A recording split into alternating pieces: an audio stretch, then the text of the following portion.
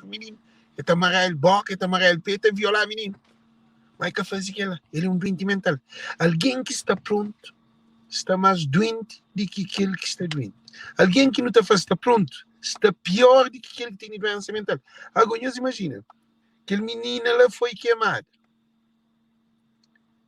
Dado com água quente, que a patroa, a menina batalha de guerra, entra na guerra, a patroa, que pegar, que dá com água quente, transformar. Imagina, vou matar aquele menino lá com vida. O que é incrível que está persiflado, que ele é alguém que chama uma Kátia, uma que chama Kátia, assim. Se maquinar que acontece. A boca ele é pior do que Jorge. A mim que sabe, na onde que está trabalho, mas nós povos são um caminho triste. A mim nem que se pensa